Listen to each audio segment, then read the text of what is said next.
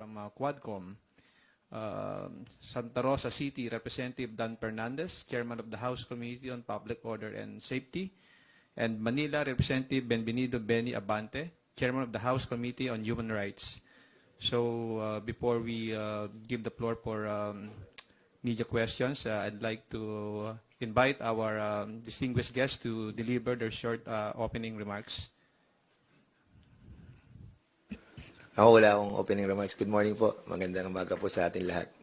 Pasensya na po kayo at late po si Chairman Abante.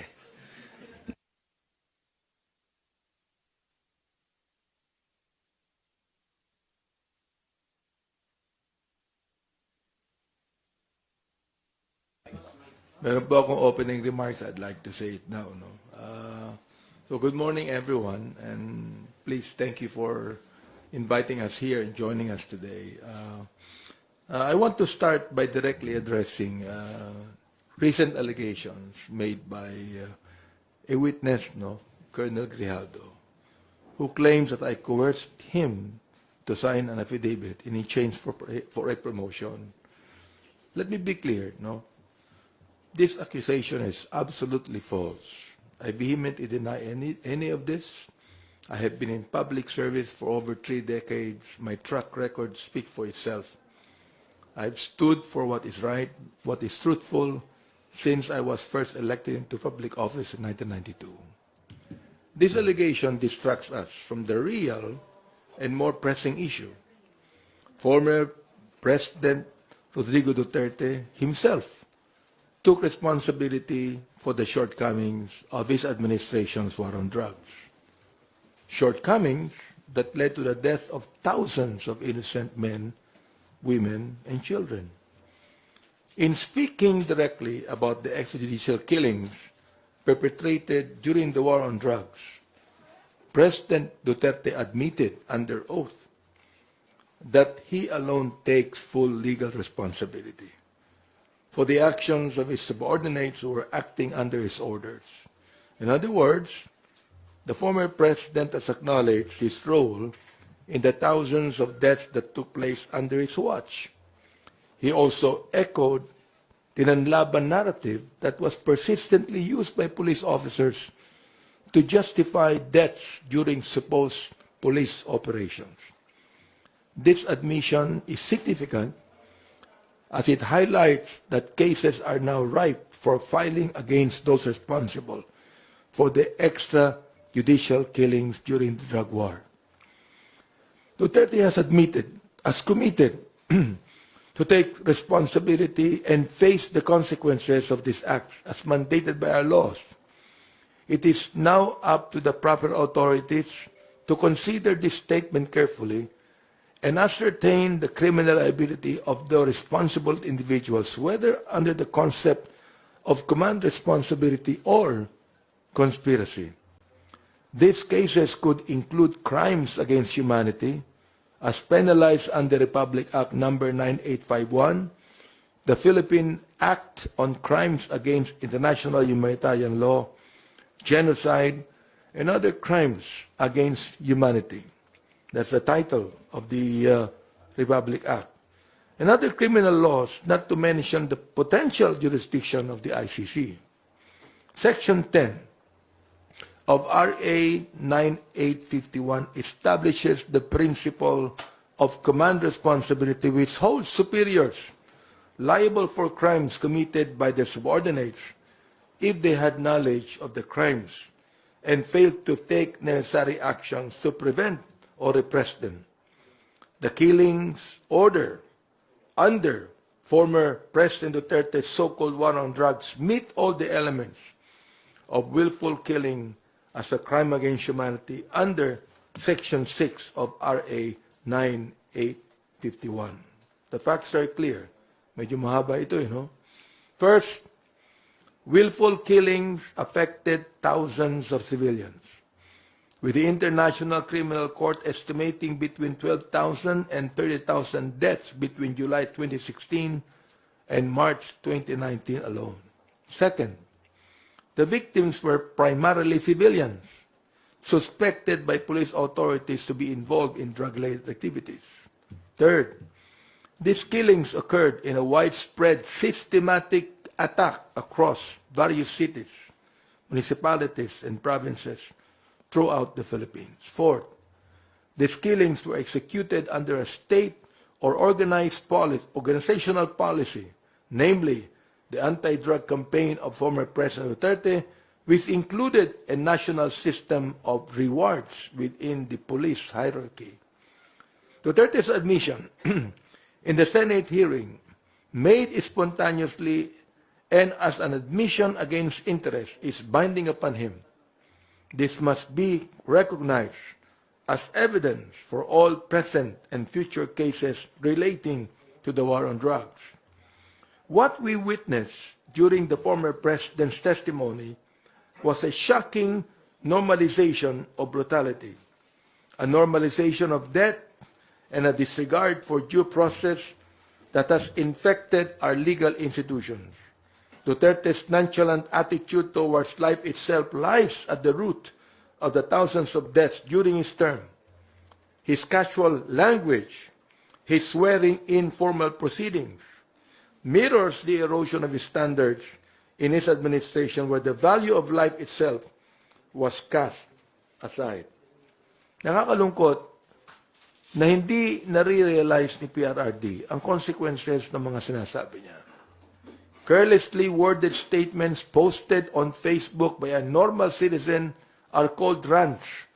Carelessly worded statements spoken by a president are called policy. And his coarse language, his casual swearing even in formal settings, which we saw again and again yesterday in the Senate, mirrors this erosion of his standards. What we witnessed during his time in office was not just a disregard for societal norms and the standards of the office he once held. It was a disregard for human life. It was a dismissal of the processes and safeguards designed to protect the life and liberty of our kababayan. Kita ninyo, naging katanggap-tanggap ang pagmumura, ang pagpatay, naging katanggap-tanggap, pinapalakpakan siya. Are these the values we want to pass on to our children? The recent Senate hearing also laid bare another troubling truth. It is nearly impossible to hold a fair and objective inquiry when those who should be testifying are instead influencing the very proceedings. When resource persons are faced with figures like Senator Bato de la Rosa, there is no level playing field.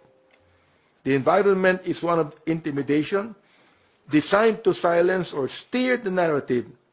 Any witness who dares to speak out is at risk of being bullied or dismissed. Oo, may right si Senator Bato and even Senator Go to defend themselves. That is their right. A right denied to the thousands who could not defend themselves. Senator Bato, ay kung talagang sila ay matatapang, kung naniniwala kayo na wala kayong kasalanan, then show some real delicadeza and appear to our hearings where your statements can be challenged and cross-examined. Mga kababayan, yesterday we also saw how the former president was given a platform to rewrite history, to gaslight the nation by justifying acts that led to the thousands of deaths. This was not a hearing in the service of truth. It was a forum for denial, for him to rationalize the indefensible. Psalms 9:9-10 reminds us, and I quote, "The Lord also will be a refuge for the oppressed, a refuge in times of trouble. And they that know thy name will put their trust in thee, for thou, Lord, hast not forsaken them that seek thee." End of quote. The voices of the oppressed cry out for justice. And we stand here knowing that the Lord is on the side of those who seek righteousness and truth. We will not be swayed by these tactics, nor will we be deterred from seeking accountability. We are committed to ensuring that the victims of the war on drugs receive justice. The former president may attempt to dodge responsibility, but we will work tirelessly to hold him accountable for the lives lost, the families shattered, and the trust broken under his administration. Maraming salamat po. Thank you, Chairman Abante and Fernandez. Kicking off today's first question, we'd like to recognize Melales Moras from PTV4. Hi, good morning po, Chair Abante, Chair Fernandez. Sir, I understand may mga statement na rin po tayo kahapon denying the statements of Grijaldo. Pero just to be clear, para mas maipaliwanag lang po sa ating mga kababayan. So, may nangyari nga po bang private meeting about dun sa statement nga with Grijaldo? And ano po kaya yung reason, kung meron man, na bakit siya kailangang ipatawag in private? Si Grijaldo po. Dahil mahaba yung sinabi mo, ako nang sasagot, Chairman Abante. Unang-una talagang there was a incident na talagang pinatawag namin siya. Pero not on our own volition. Because it was Colonel Garma, as what I'm saying sa mga interview sa akin, that asked na kausapin si Colonel Grijaldo. Kasi si Colonel Grijaldo, according to Colonel Garma, is a friend of her. So, sabi namin, tama-tama, ando si Colonel Grijaldo, so tawagin na natin. So, it was at the back of the Quadcom. So, nang kinausap namin siya, sabi ko nga kay Chairman Abante, kausapin natin, kasi nga, kaibigan daw, siya makakapag-confirm ng mga affidavit na ginawa niya doon sa supplemental. So, what we did was, yung lawyer, sinabi namin na pumunta, para in the spirit of transparency, kasi mahirap naman na kami lang. Kasi we always see to it na dapat talagang merong kasama. As a matter of fact, yun din ang sinabi ko sa media that prior to the Quadcom hearing, nagkausap kami ni Colonel Garma. And I asked the permission of the chairman to be with me. And he accompanied me para at least transparent talaga yung usapan.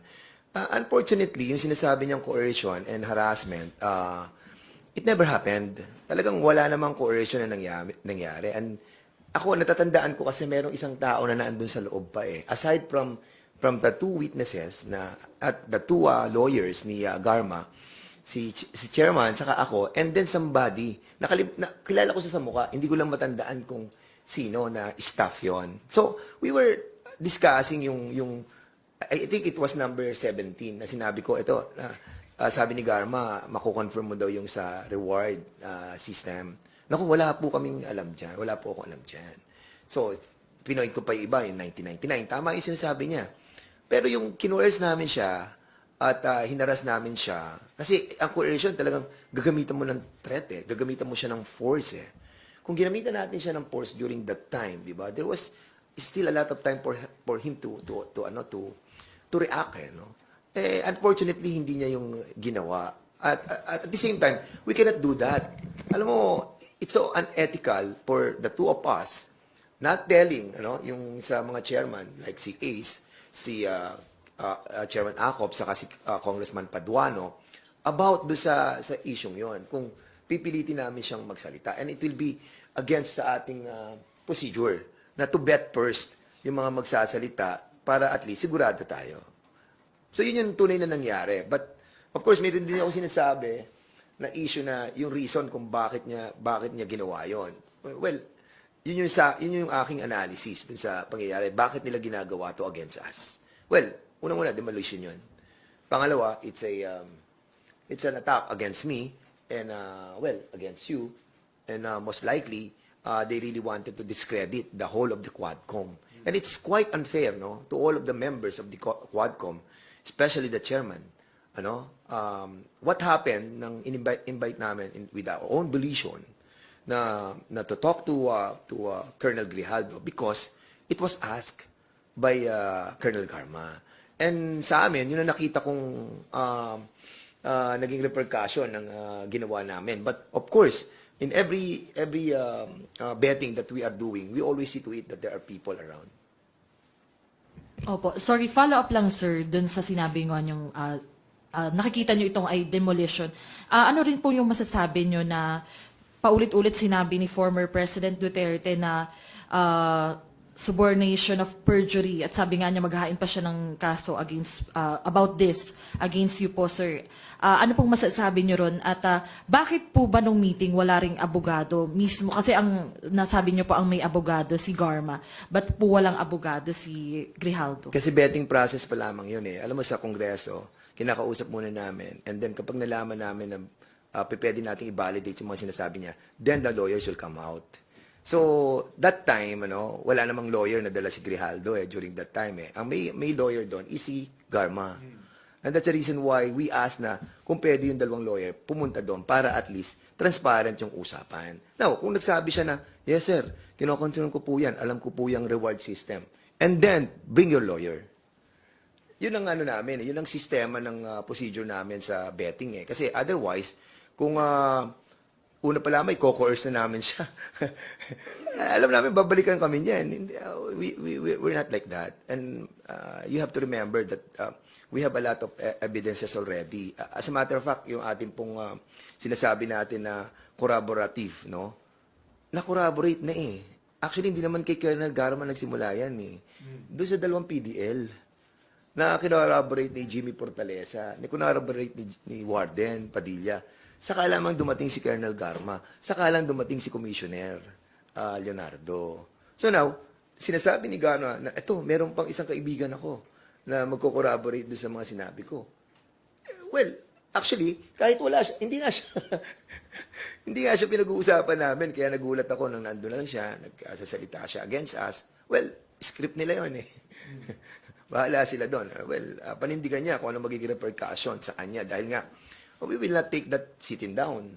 Of course, yung kanyang affidavit na kinores, hinaras, and under oath siya, mabigat yun. And we will do something. And this will be collective. I mean, not me, not him, but the whole of the Quadcom. Because the integrity of the Quadcom is at stake here. And we have done nothing wrong. Sir, sorry, yung sa statement lang po ni former President Duterte about subornation of perjury, ano pong masasabi nyo doon na he even said na magfa-file siya ng case about this? Well, ako, carry on. We will take action on that. Kung magpa-file sila sa amin, then yun ang mga repercussion of the things that we are doing for the Quadcom and for the Filipino people. And if this is the way that we need to act on certain things that happen, then we will confront the issue. Thank you, Mela. Next questions from Tina Panganiban Perez of GMA7.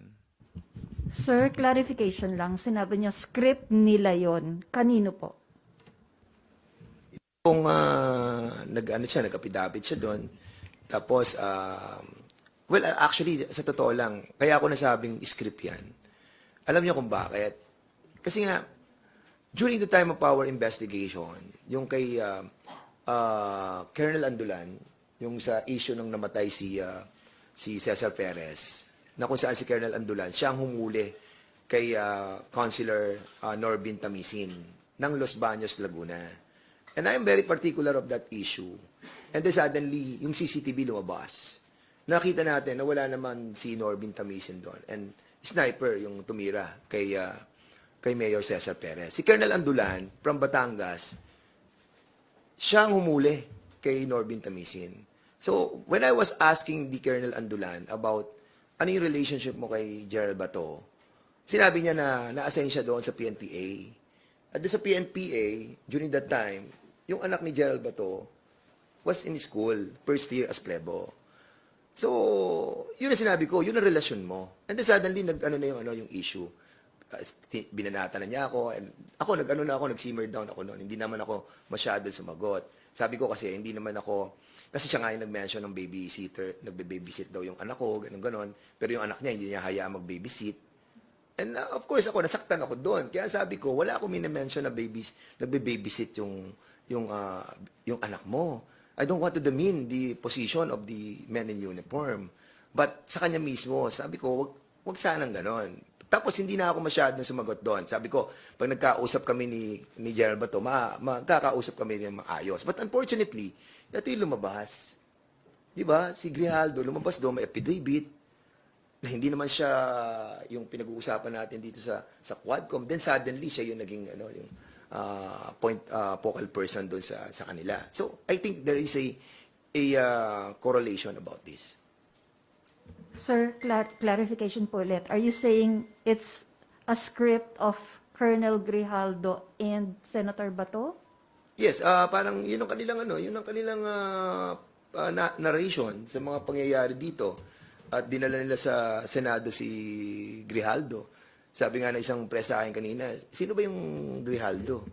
Sabi ko, yan yung kaibigan ni Garma na isinama niya dun sa meeting namin na kung saan nabago na yung narration ni Colonel Garma nang dumating si Colonel Grijaldo. And that I think we have to investigate why si Colonel Grijaldo na dumating sa meeting namin with Chairman Ace Barbers, hindi na niya na-reveal yung katotohanan. And then yun na nga, doon na nag-boils down yun, imbestigahan na namin si Chairman Garma, si GM Garma. Opo. Sir, sabi po ninyo, the Quadcom will not take this sitting down. May legal action po ba kayong binabalak? And kung meron po, sino po yung kakasuhan nyo and ano pong kaso? So we haven't talked about it yet, no? But ako, sa akin, kami, ni actually, ngayon lang kami nakita ni Chairman Abante. But, of course, parang hindi naman tama kung we will take this sitting down, no? We need to ferret out the deeper reason why this happened, that somebody will take his oath doon sa Senado and telling lies against the Quadcom. Hindi naman ako lamang ang tinira dito, but the whole of the committee. And it is incumbent upon the leadership of the Quadcom and the House as well to take action on this. Because I think he is under preventive suspension.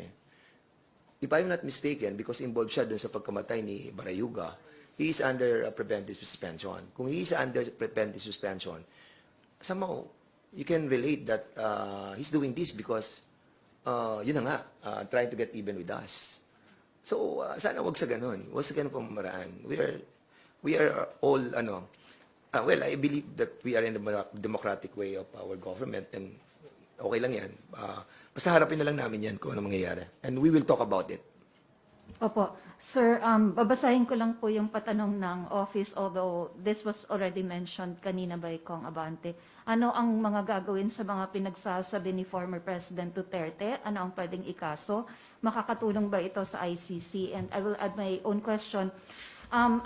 Kasi, di ba, dati nag-turn over kayo sa OSG ng documents for civil proceedings. May gagawin din po ba kayong ganong action in relation naman po sa criminal cases na connected po doon sa testimony ni President Duterte sa Senate? Well, nabanggit ko na binanggit ko yung Republic Act number 98551, no? Na entitled noon, the Philippine Act on Crimes Against International Humanitarian Law, Genocide, and other crimes against humanity. Hindi kami magdidemanda eh. I mean, sa amin po, sa Quadcom, sinabi namin po ulit-ulit we just want justice to be done. Bilang chairman ng Committee on Human Rights, we just want justice to be done.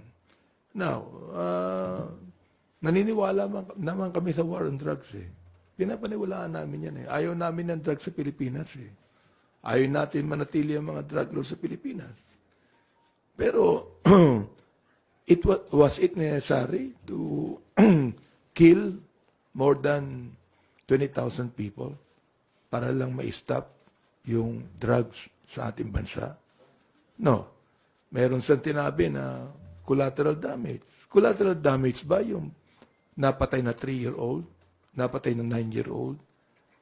Collateral damage ba si Kian Alejandro? O sinasabi nila, ilan ba ang napatay ng mga drug lords?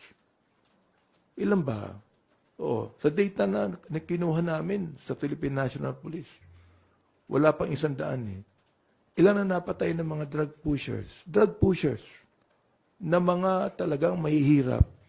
More than 7,000. Ilan ba ang napatay ng mga drug users na dapat hindi patayin? Dapat rehabilitate. 440 people. Ngayon, yung ba collateral damage ba yun? Yung ba, yung sinasabi ni Senator Bato na shit happens? Yung ba shit happens lang ba yun? Abay, pambihira naman buhay ito. Ano ba ibig sabihin ng shit? Baka hindi niya alam ibig sabihin ng shit sa American expression. Mura yun eh. Di ba? Shit happens? Ganun lang ba yun? You see that? So, ibig sabihin, kung walang accountable dito, ano mangyayari? Di ba? Sa amin, nais lang namin ang katotohanan mailabas dito. Oo, para makapagpagawa kami ng mga batas na hindi na maaari mangyari pa ang extrajudicial killings. Nag-file na nga kami ng unang-unang bill tungkol dyan na making extrajudicial killings a heinous crime. Yun na yung aming pinail eh. Oo.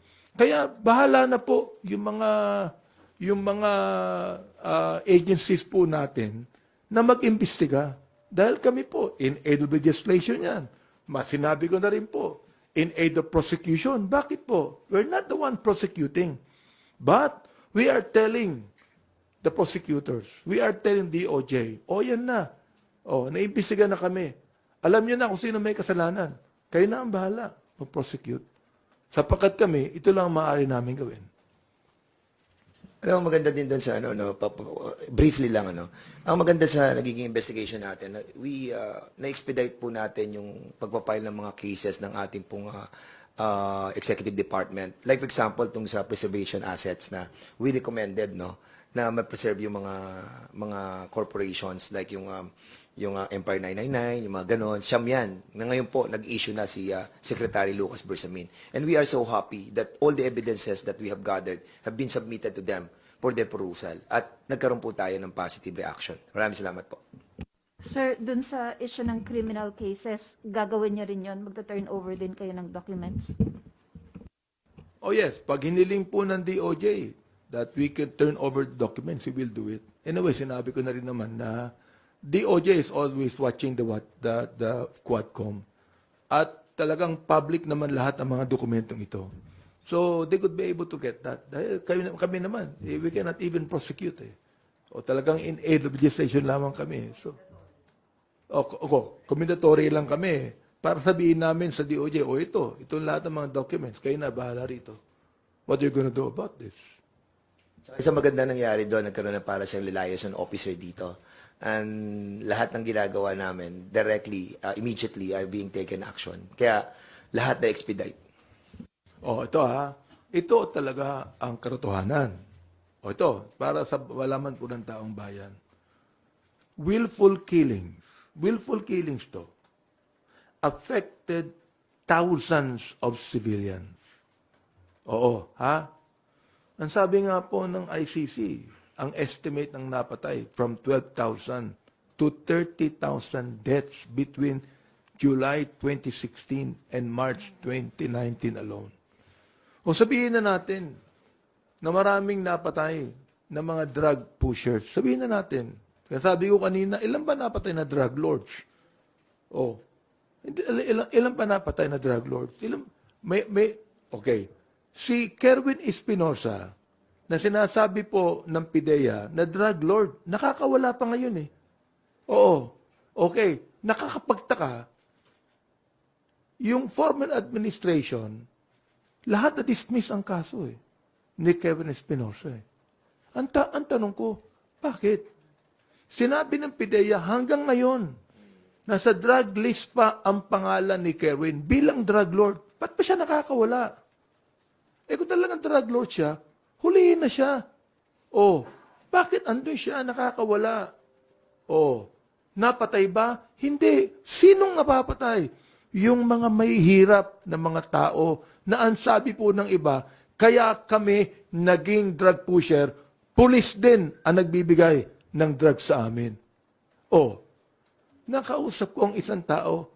Ang sabi niya sa akin ganito karamihan po daw ng mga drug pushers, pulis ang nagbibigay ng drugs. So ano pong ibig sabihin nun? Di ba? Na alam natin na sinabi ng ating Pangulo na ako na lang, ako ang responsable. Huwag niyong pagbintangan ng mga kapulisan ko. Ba't niya minumura yung mga pulis? Ba't niya minumura yung mga pulis? Ba't pinabayaan niya? Sino ba nag-utos na patayin? Shoot them dead. Sino ba nagsabi nun? Siyempre na-embolden ang mga kapulisan natin. O yun naman pala ang sabi ng leader natin, commander-in-chief pa natin yan. Titirahin na natin to. May reward pa. So ang tinatanong ko, ano ang pagkakaiba ng drug pusher na yun lang ang kanyang trabaho? Mahirap na tao ito na kumikita sa drugs para makakain sila. Anong pagkakaiba niyan sa pulis na pumapatay din ng drug pusher upang magkaroon ng pera? Anong pagkakaiba? Wala pagkakaiba eh.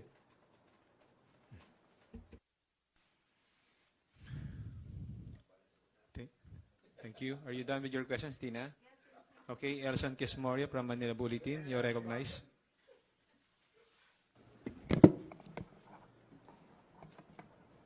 Hello po, Kongs.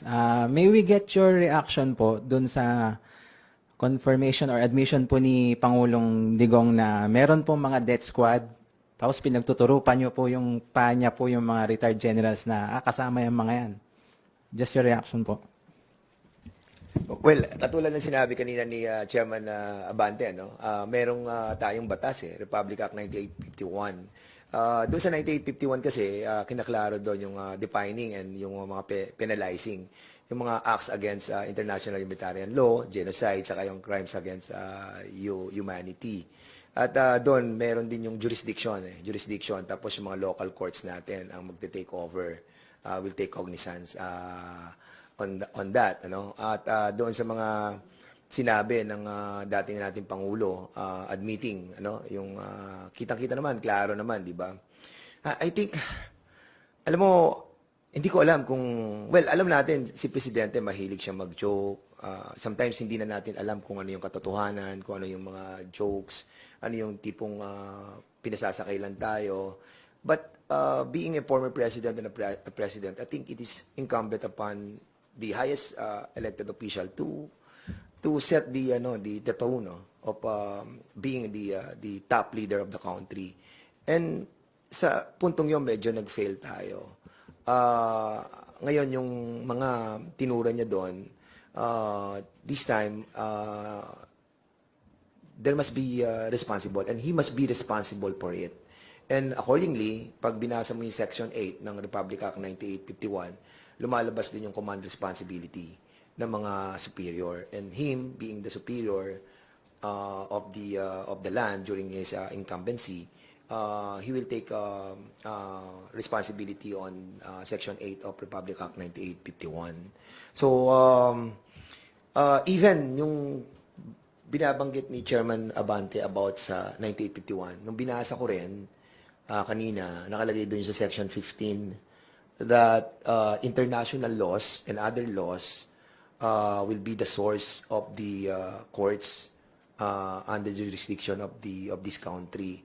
So ibig sabihin pati yung mga genocide convention, yung Geneva Convention, and also the Hague Convention, and at yung convention doon sa rights of the children, nakapol under this.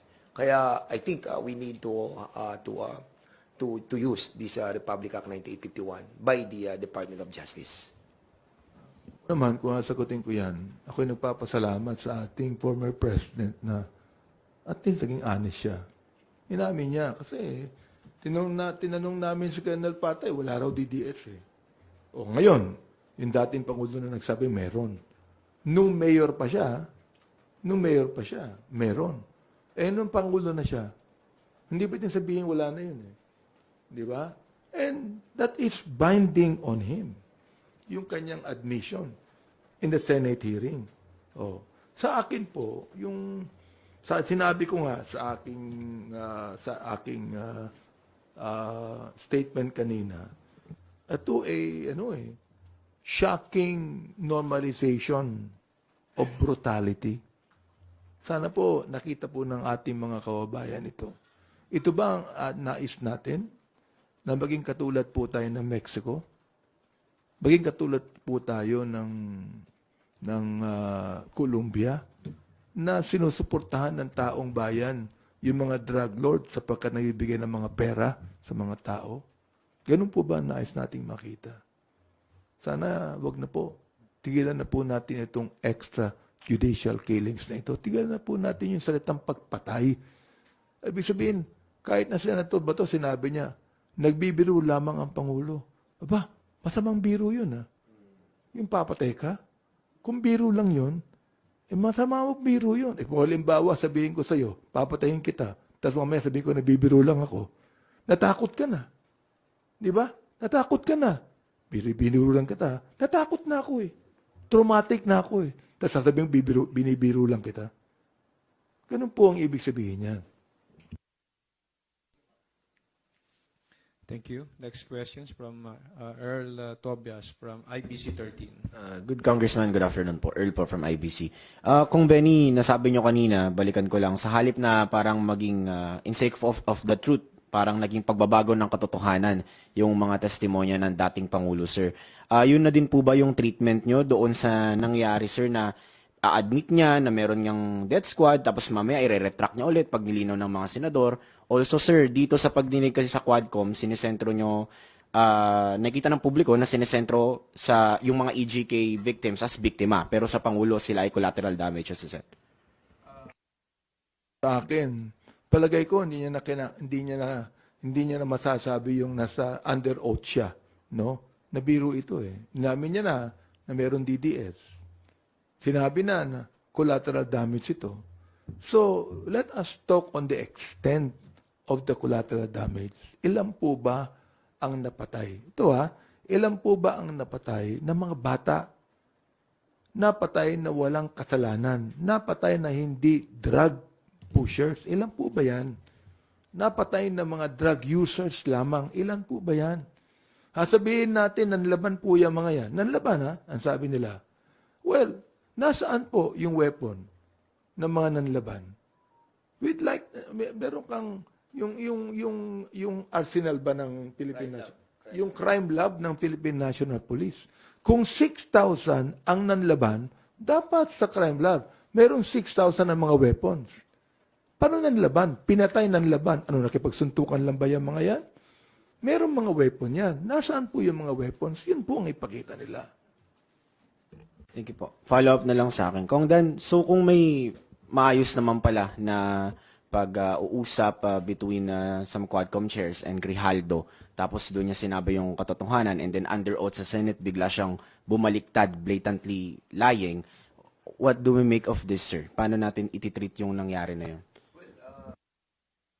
Well, pupunta naman siya dito sa next hearing. So we will be asking him a lot of questions, no? And most likely we will be dealing also with the yung kay General Barayuga, no? Kasi hindi pa kami nakaka-focus doon. That's the reason why he was being invited. Kasi once na may nagtatanong ng mga members, ang pinag-uusapan yung kay General Barayuga, he'll be present kasi siya ang Chief of Police. But yun na nga, na-involve yun. So, ito na yung pumasok. So, treat natin yun as siguro. Ako naman kasi sa akin, actually, baliwala sa akin. Wala naman sa atin yun. Pinagtatawanan na nga lang namin na ano ba naman to. Wala na silang maibato sa Quadcom na para bang they're trying to make a story. Now, ngayon, kung i-consider nila as truthful talaga yon at maninindigan siya sa susunod na hearing na talagang totoo yung mga sinabi niya, then he will take the consequences of that. Kasi he will not take that sitting down. And we'll be giving him another chance na sa susunod na hearing, he tell us his story. Ako, I'm pretty sure there's a story behind it. And di bali sana kung hindi namin siya nakausap nung bago mag-testify si Colonel Garma. He was there. He was there and he was not even been invited. Nagulat na lamang ako na andun siya. At hindi ko siya kilala. Sabi ko, sino yan? Ano yan? Tao yan ni General Bato. Ganun ba? O sige. So, we will try to see it. Gusto ko nang idagdag. No? May nababanggit na baka inappropriate yung aming pagtawag sa kanya. Sabi ko, appropriate to Number 1, human rights. Binibigyan mo ng karapatan yung tao, hindi naman siya namin pinilit ipatawag Pinatawag namin siya sapagkat nais niya na ipatawag siya. Sapagkat si Colonel Garma, sinabi niya, classmate ko to. kaibigan ko, classmate ko. Ito lang ang kaibigan ko, classmate. So, we decided to talk to him para malaman sa kanya. Ito hindi ko alam kung taktika yung ginawa niya No? Pero ito yun siya ang chief of police sa Mandaluyong. Napatay si General Barayuga. Nasaan ang report? Wala. Walang report. Walang police report. Siya ang chief of police ng Mandaluyong. Walang police report. Anong ibig sabihin ito? Ang sabi ni Colonel Garma, marami siyang alam. Anong ginawa niya? Yung mismong kaibigan niya at classmate niya, nilaglag niya. Yun ang problema doon. Di ba? Actually, sinabi nga niya doon sa hindi naman daw niya kaibigan. Parang ang pagkakasabi niya, classmate lang ako. Parang natatandaan ko yung sabi niya, classmate lang ako wala ko alam dyan. Mga ganon. So, ako, nung marinig ko yon, sabi ko, sa sarili ko, wala to. So, the betting stopped. Sabi ko ganon. So, ako, I went out. Tapos si Benny, sumunod na rin. So, yun yung story doon. So, I hope lumiwanag yung kanyang kaisipan. Kasi nga, wala naman siya sa story doon sa buong concept na inimbestigahan namin Doon lang siya sa isang peripheral issue, yung kay Barayuga. Di ba? Doon lang siya nakasama. Nagugulat kami at nakikisaw siya sa isang bagay na hindi naman siya involved. Kongs, last from me. Kong Benny, doon sa pagdinig, na-mention ng dating Pangulo yung termination, yung totodasin kita, na-mention niya as viable option yung pagpatay straightforward as form of eradicating drugs or other criminal act. Pero bilang chairman po ng Committee on Human Rights, ano pong weight na ninormalize supposedly ng Pangulo yung ganong approach? Unang-una, again, salamat at binanggit niya yan. No? Salamat gano'n ang attitude niya. Terrible kung ganun po ang utak ng isang leader ng bansa. Abay, kawawa ang buong bansa. Di ba? I mean, look binanggit din ni Tony Del Giocno. Nabanggit po namin yan sa Jack Quadcom yung neutralize. Di ba? Yung neutralize, negation, na ang sinasabi, kill.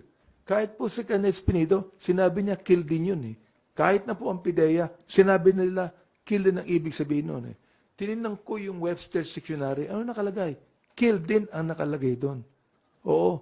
Tapos, binanggit ni Senator Bato, hindi naman po sa aming rule, kill yan. Arrest. Ba't hindi arrest ang tawag? Bakit neutralize?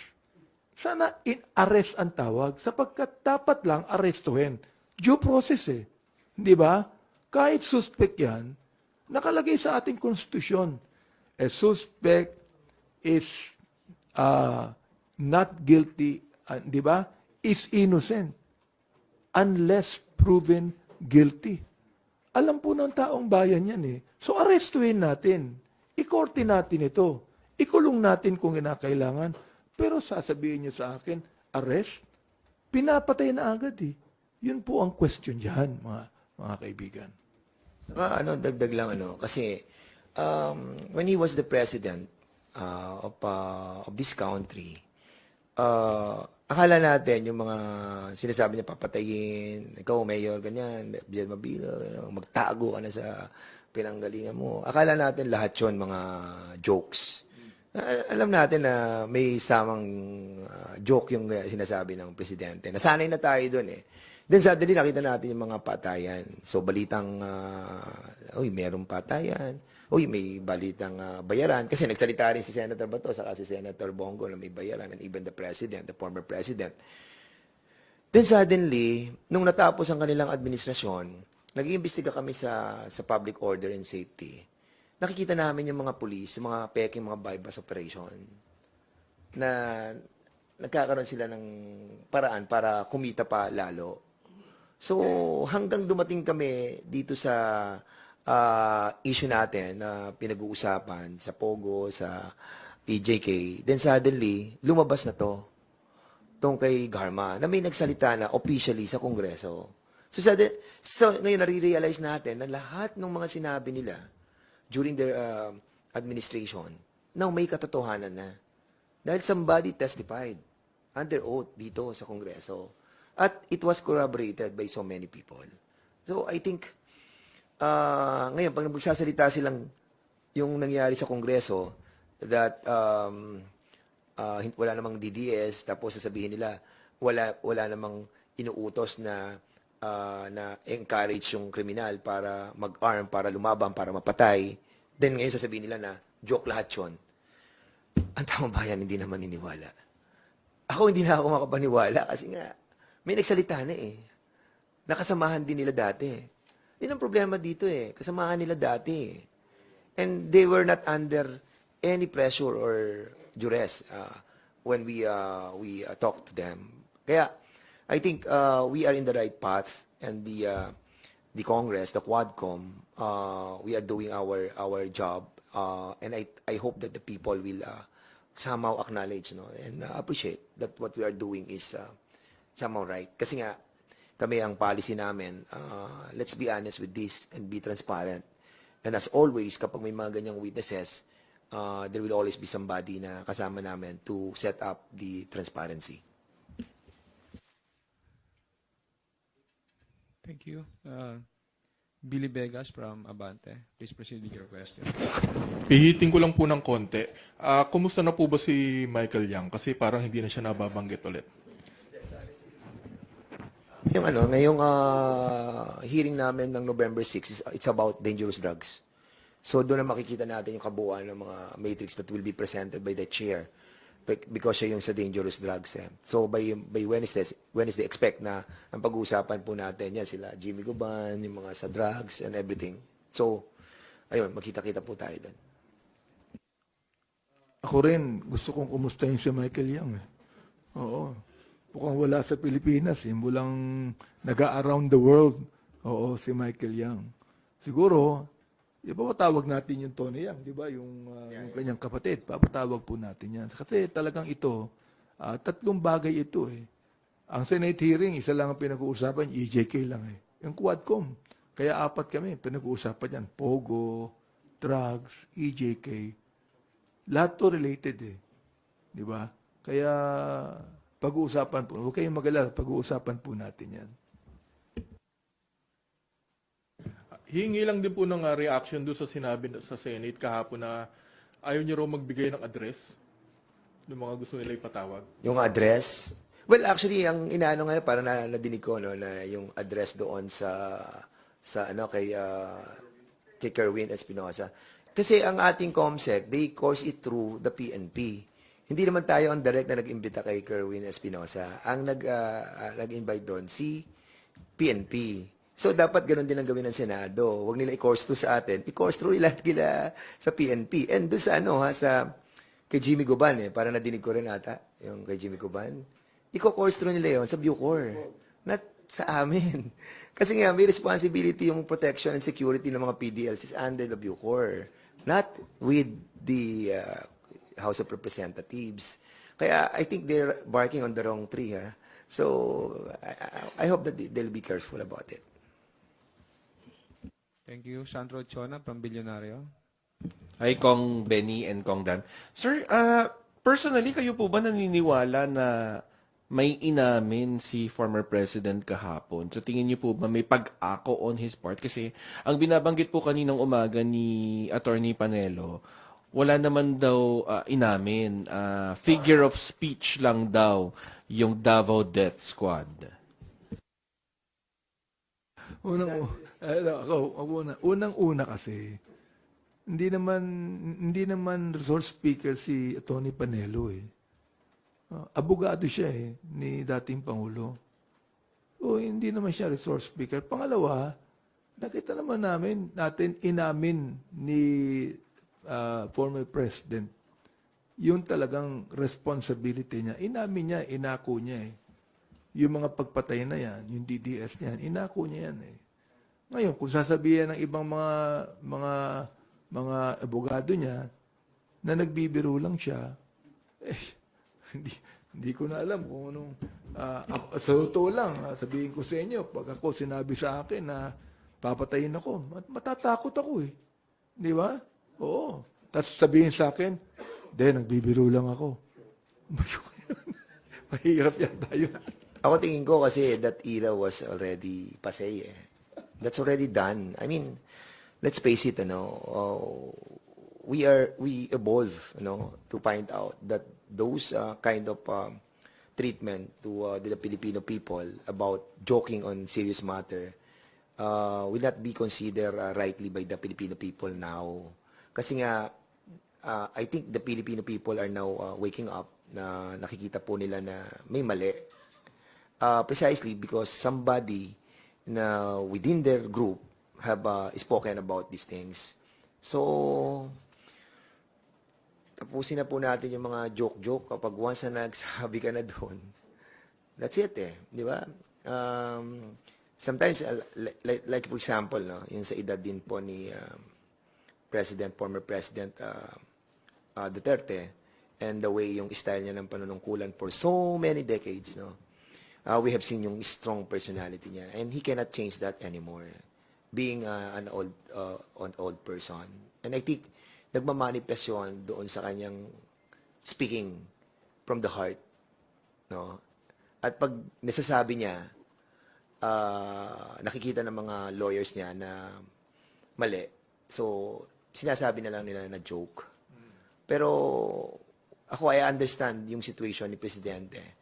Being a mayor for so many years, tapos naging presidente, naging strong, then suddenly, babaguhin niya yung style niya. That's hard. That's hard. And that's the reason why meron siyang mga generals na nakaikot sa kanya to remind the people na hindi yun ang ibig sabihin ng presidente. Pero tapos na po yung era na yun. Dapat ayusin na po natin. So, sir, tingin nyo wala nang kawala. Talagang dire-diretso na dun sa crime against humanity and possible makarating nga ng ICC, gamitin sa ICC yung kanyang pronouncement at pag-amin. Kasi alam nyo, I'm pretty sure, dapat hindi ako pabor dyan sa ICC na ever since nagsalita na ako sa niyan, dati pa. But of course, the international community is really watching. The Republic Act 9851, nakita ko rin yan, nabasa ko na meron pala tayong batas na gano'n. Yung jurisdiction over this matter will be under the Philippine courts. And establishing special courts can be done by the DOJ according sa Republic Act 9851, and all the international laws must be considered as well. Now, kung magpa-fail po ang DOJ on doing their job on this matter, then the more na ICC will take cognizance. So I think it's really up to the DOJ to do their work. Sa akin, parang mas maganda na domestically na lang siya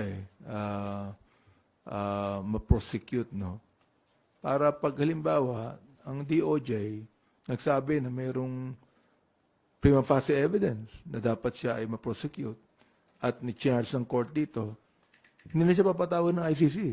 Sabagat mayroon na ritong tinatawag na proper judgment ang ginagawa ng ating bansa. See that? Yun ang sa amin. Ako, naintindihan ko naman ang kalagayan ng ating Pangulo tulad ni Congressman Fernandez. Naintindihan po namin yan kasi wala nung naging mayor siya.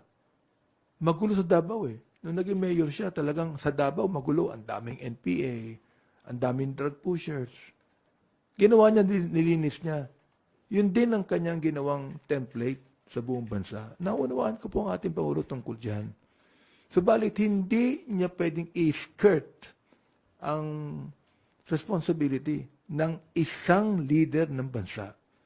Siguro kung siya ay a private person lang, magsalita siya ng ganyan, magbiro siya, okay pa Pero pang isang pangulo ng bansa, nagbiro ng ganyan, ginagawa lang sa babae, nakakatakot yan, bagayahin ng bawat Pilipino yan, magahamon, sasabihin na papatayin kita, biro lang yun. Baka gayahin na ng Pilipino yan, anytime.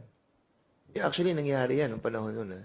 Naging strong yung mga mayor, mga nagmumura na rin. Maraming ganun. Maraming nag-emulate ng ginagawa niya. And I hope na mag-stop natin na po talaga yan. You know why? Sana hindi ka magmura pag governor ka na. Alam mo kung bakit ko nasasabi na dapat this have to stop. Yun ang sinasabi natin, the law must be applied to all or none at all, di ba? Ngayon, ang problema, kung halimbawa nagmumura si former president sa Senado, tapos inayaan natin magmura dito, what prevent others to make that kind of statement as well? Papatay. Alimbawa, si Laila de Lima, o sabihin niya, patay, iko-contempt mo siya, or pag hindi winidraw. Kasi pinabayaan natin. So, huwag natin hayaan na dungisan yung institusyon. Hayaan na natin dungisan tayong mga parliamentarians. But yung mismong institusyon na mapapunta yung record ng mga sinasabi ng bawat isa dyan, na babasahin ng mga susunod na henerasyon, nakakahiya tayo. Nakakahiya. Di ba babasahin nila, wala man lang nag-stand para i-delete o tanggalin yon sa record ng Senado? And even in us? Kaya nga sabi ko, pag dito, hindi ako papayag na ma-put into record yan. Pabubura ko yan. I mean, that I'm Point of order. I'm pretty sure all of the chairman and all the members will agree with me na hindi po natin pwedeng ilagay sa record yan. Lalabas dyan yan lahat ng mura.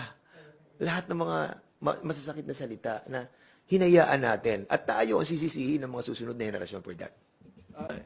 I'd like our people to know na lahat po ng pronouncement ng Pangulo, kahit na pagmumura niya, recorded po yan sa Malacanang eh. Nasa archive yan. Lahat ng mga sinabi niya. Pati pagmumura niya. Alright. Kaya nga ako, may program ako, o meron akong nasasabi, kahit sa pulpito, may mga nagbabasa sa akin, minumura ako eh. Bakit? Alam ko kung saan galing yun eh. Di ba? But the thing is this, yung PI, hindi lang mura yan eh.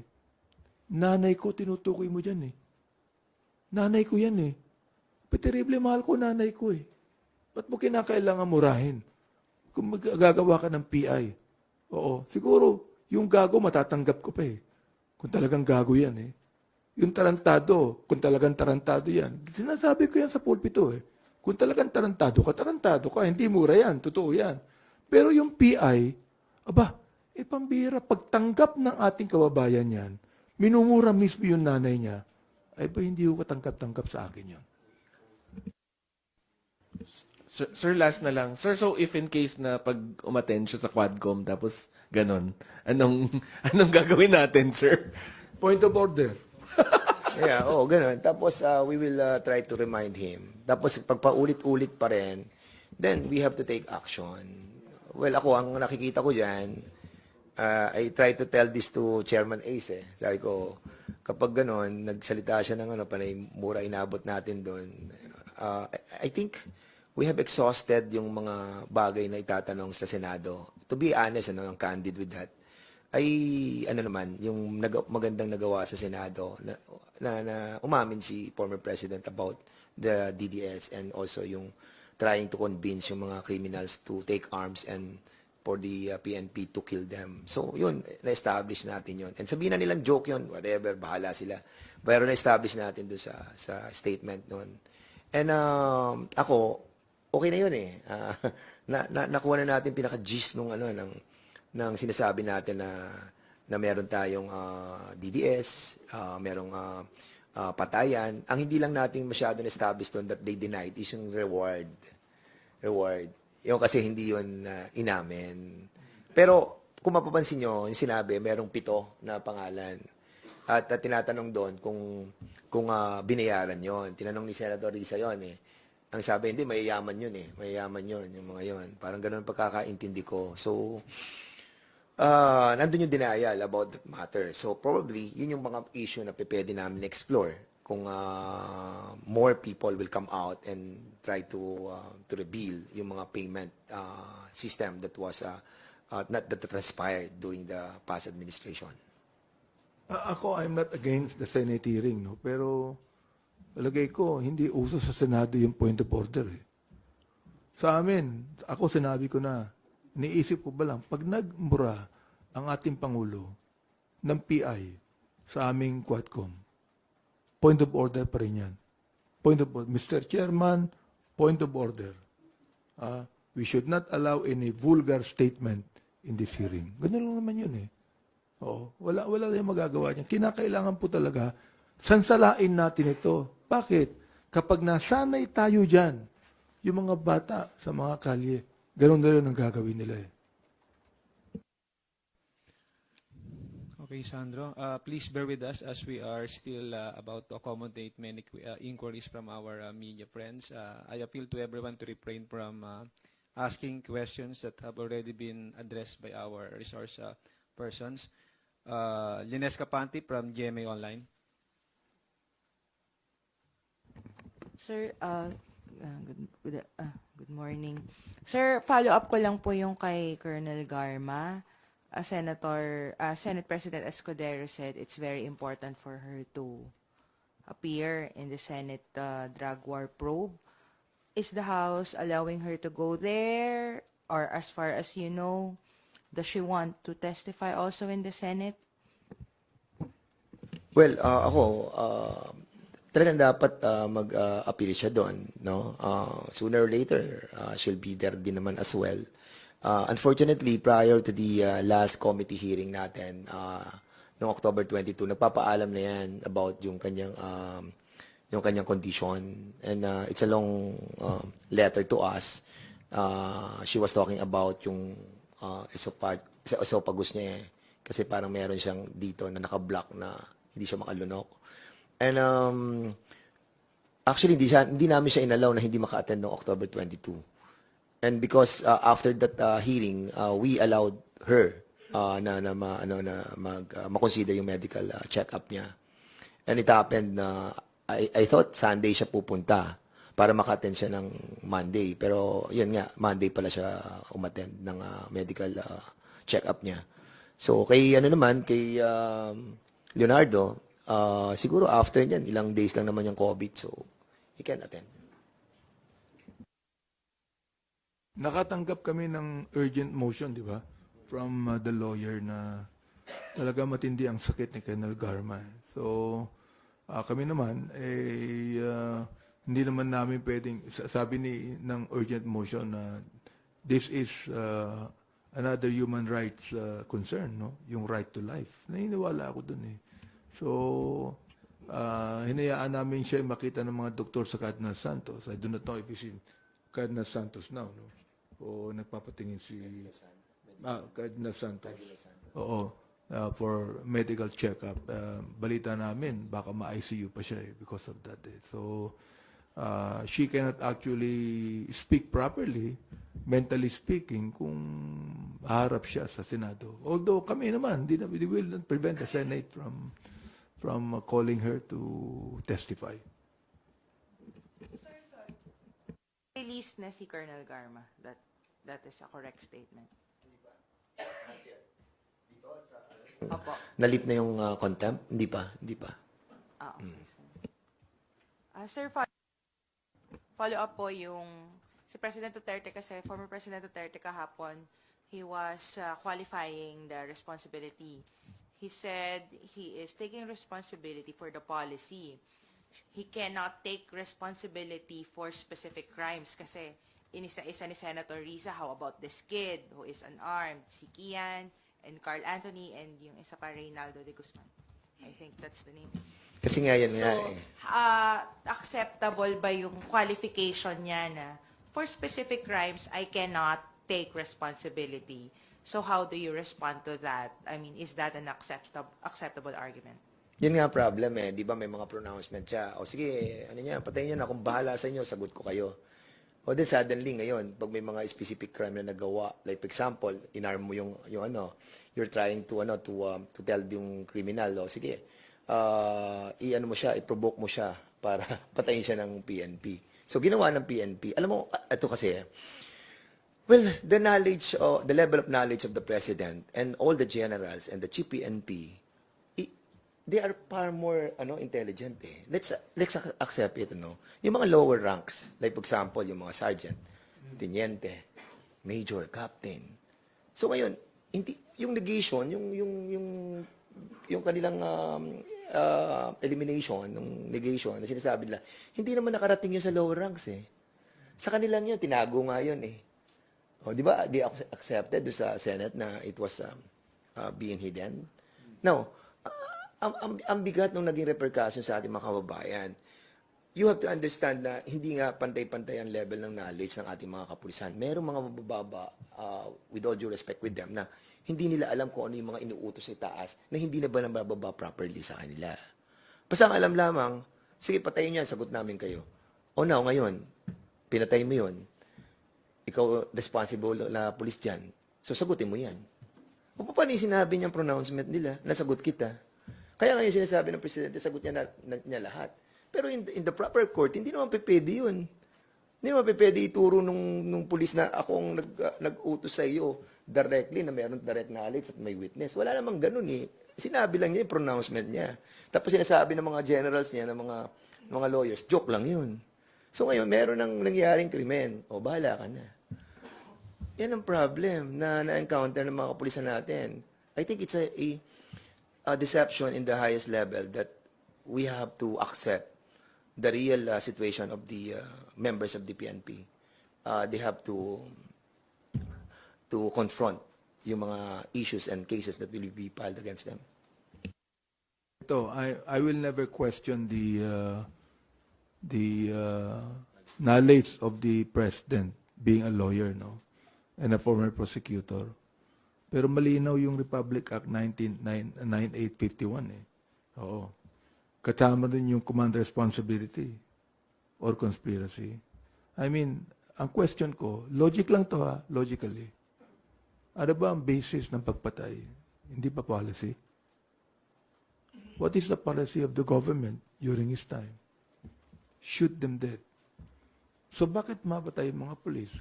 Gusto mo nilang pumatay? I don't think the policemen would like to kill eh. Hindi eh. Ayaw nilang pumatay. Oo, nais ko din sabihin na nakakaawa din yung kapulisan nila na ang sinasabi nila, we are just obeying the command of the higher up. Kawawa po sila eh. Sa akin, logically speaking, what is the basis of the killings that have happened? Ang dami niyan. Policy. Who pronounced the policy? The former president.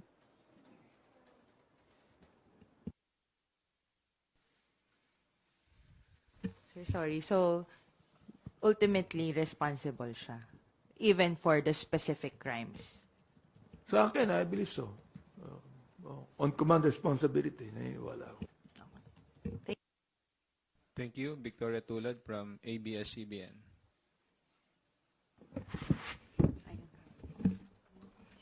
Thank you. Good afternoon po.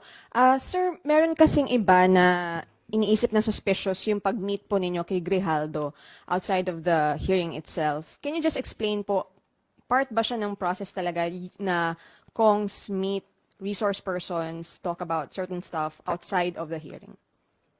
Well, actually, of course, you have to validate and verify. Meron kami tinatawag na betting eh.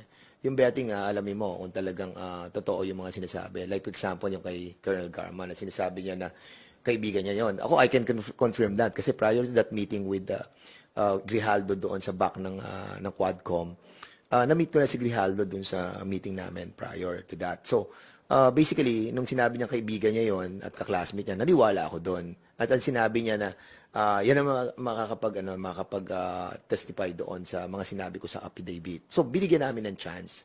But that betting process that was done to Colonel Grijaldo, ako lang yun, saka si Chairman Abante. Hindi pa yun alam ng ibang chairman.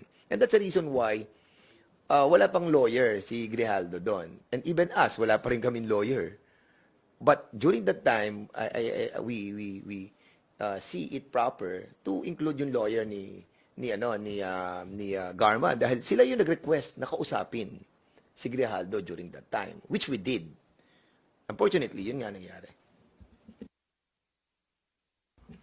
Lahat naman ng mga affidavit na ginawa ng mga witness namin was done with the help of their lawyers, yung kanilang mga abogado. Siyempre, alam naman ng ating kababayan yan, no? Colonel Garma, for example, tinanong namin siya, why are you now changing your statement? Sinabi naman niya, I have a change of heart. Sabi niya, I now want to speak the truth. At sinabi pa niya, the truth shall set you free. Oo. And then she made a supplemental affidavit on that with the help of her lawyers. Ganon din naman Grijaldo eh. Kung gusto niya kumuha ng abogado, it's up to him. Sapagkat he is also accountable. Binanggit po sa amin ni Colonel Garma, marami siyang alam. And he is also fully accountable sapagkat nung pinatay si General Barayuga, wala natanggap na report mula sa kanya. Wala siyang ginawa bilang Chief of Police at that time in Mandaluyong. And then, do you think nabawasan po yung credibility ng Senate hearing dahil hindi nag-inhibit si Senator Go and Senator Bato? You just have to think about this, parang ako akosado ko, and I am part of the jury. I'm interrogating yung mga resource persons, and pag ganun ang sitwasyon, what will come out to the to the investigation? It's not proper to be a part of the jury, and I think it's inappropriate and not allowed, like for example sa states hindi naman pwede yung ganun. So common sense dictates that don't be a part of any investigation that ikaw mismo involved. Ako, if ever that I'll be involved in any case, being chairman of Committee on Public Order and Safety, I will inhibit myself and I will transfer the responsibility to my vice chairman. Kasi I think mababawasan talaga yung credibility ng investigation. Hindi magiging balanse ang hearing, for example, because mayroong biases, di ba? Sa Quadcom, makikita ninyo na wala kaming biases. I mean, balancing hearing po namin. Lahat kinakausap yan. Oo. And sorry to say na Senator Bato is always defensive, no? In fact, nakita ko, ang tinatanong ni Chairman Coco Pimentel, si Senator Bato na eh. Di ba? Samantalang they should interpellate the witnesses and the source speakers, not try to defend themselves.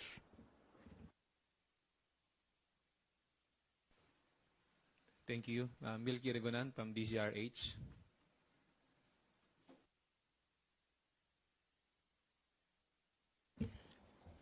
To Congressman Abante and Congdan. Ang sabi ni Congdan kanina, okay na yung hearing sa Senate. So meron pang pangailangan pa na ipatawag ang former president sa hearing ng Quadcom? Or it's just a waste of time? Or it's just proper to just file cases to save time? Ako, ang explore na lang natin if ever yung reward system. Dun sa mga DDS na sinabi niya na meron, tapos encouraging the policemen to arm the criminals to fight back. Yun, established na yun. Even there are a lot of justification on those wordings. But yung sa reward, yun yung tipong hinahanap natin. Kasi na-establish na rin doon na, yun na nga, may 7 personality. Tapos, para may sinabi si Presidente doon na patay na ata yung 7. Pero still, we need to find out kung sino-sino po yung 7 yun para malaman po natin kung anong karakter at anong personalidad, kaninong pamilya, kung buhay pa yung... Of course, may mga pamilya yan, yung 7 yan eh. So maybe we can ask the members of the family of those 7 people, so malaman po natin kung ano nag-istorya nung kanilang partisipasyon doon sa sinasabi po ng ating pong former president about those 7 people.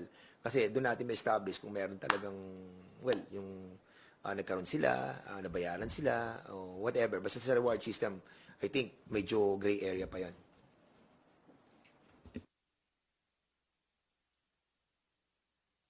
Just one follow-up lang, sir. As chairman of Committee on Human Rights, Cong Abante, do you support the recommendation of Congresswoman Castro to submit Duterte's Senate confession in the ICC? To submit? I have always been true to my statement since we started the EJK hearings that I'm not going to allow the ICC to get our documents for that. Anyway, they could be able to do their own investigation on their own. Diba? Hindi na kailangan yung tulong ng Quadcom o tulong ng aking committee on that. No? In fact, naniniwala kami na the ICC is watching all the proceedings. Kaya meron silang documents tungkol dyan. So, maganda yung sinabi ni Congresswoman Castro. Yet, I still would like to say na let them do a separate investigation. Oo. Not use us for their own investigation. Diba? Yun lang ang sa akin. Thank you. Kat Porbes from Radyo Pilipinas. Sir, clarify ko lang po yun dun sa inviting former president still sa Quadcom. Sabi niyo po, next week, November 6, will be about illegal drugs. Would you ask him din po ba to attend para po mabigyan linaw din po yung connection niya with Michael Yang? Or reward system lang po talaga yung habol niyo from the former president? Yeah, if ever that the president will notify us about his intention to be a part of the next hearing, then we can adjust the agenda that we set already. Basically, madali naman natin ma-adjust yun at mag-focus lang muna tayo sa lahat ng mga tanong kay Presidente at kapag nakuha na natin po lahat ng mga sagot, then we can let him go. So, hindi naman po, kasi marami na nasagot sa Senado eh. And ako, particularly, kapag ako, hindi ko natatanong yung mga bagay na yun kasi nga, ano na yun eh, na manifested na yun eh, na under oath. So, kunin na lang natin mga bagay na medyo hindi pa klaro sa amin. So, yun po yung ating kasagutan. Ako naman, meron akong reservation to invite the president kasi nasabi niya na lahat eh. Ang gusto niya sabihin sa Senado eh. So ano pa ang nais namin makuha sa kanya, no? Just for him to be present there? Siguro, gusto ko din sabihin na if he is well enough to face the Senate, palagay ko kung talagang kinakailangan imbitahan namin siya, he should also be well enough to face us. Yun lang. Sa akin, mayroon na akong talagang reservation tungkol dyan. No? Because I think that what he said in the Senate is enough for us to know what actually happened in the war on drugs in the former administration. Sure, next lang po. Doon po sa Senate hearing, lumabas po si Muking. Meron po ba tayong coordination with the Senate po kung paano po siya mapapadalo po dito? Yung COMSEC natin, we tasked them to look for Muking. I don't know precisely what the communication that had been done with her, no? But since nandyan na siya, there's no stopping for us to invite her. Most likely, that can be answered by the COMSEC. But a while ago, when I asked him, we invited her already. So, most likely darating yan.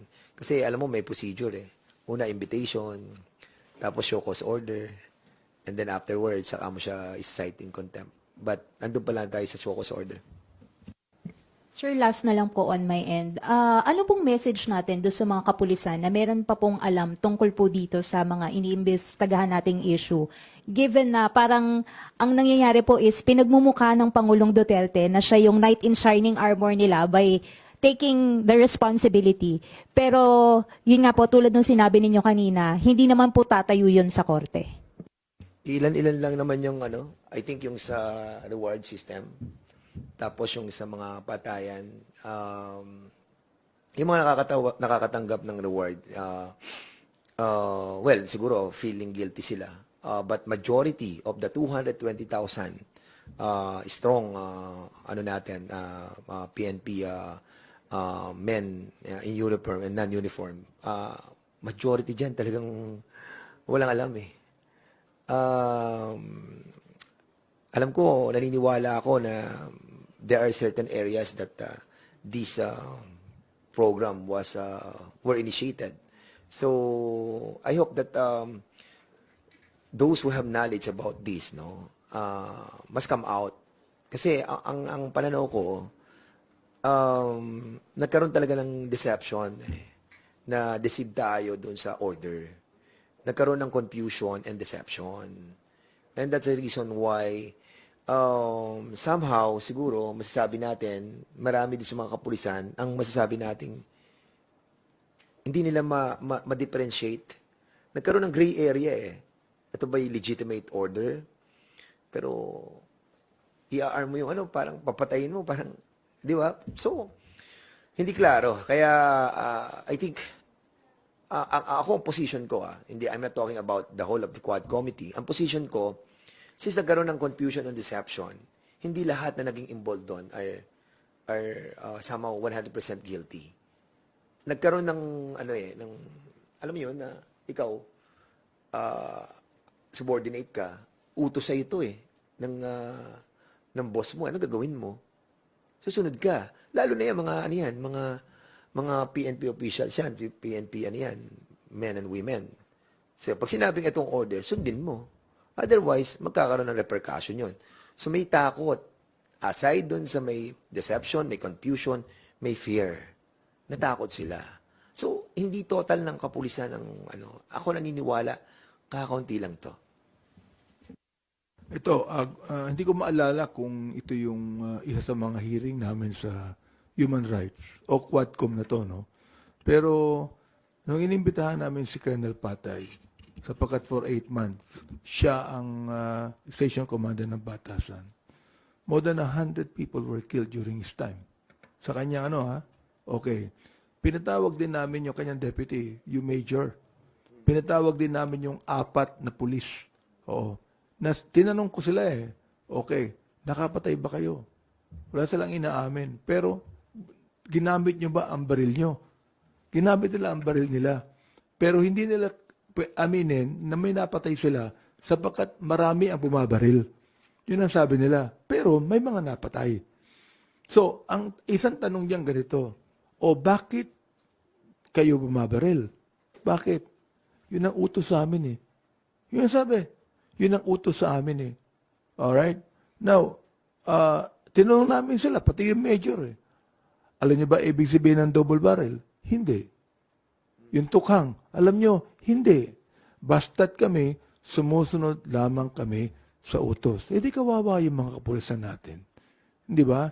I mean, sa akin lang, dapat lumabas na yung ating kapulisan na talagang dito nadaya dito. Katulad sabi ni Kang, deception po yan Even Colonel Espinido, sinabi niya na na-deceive siya ng Director General din ng kapulisan nung araw. He was deceived.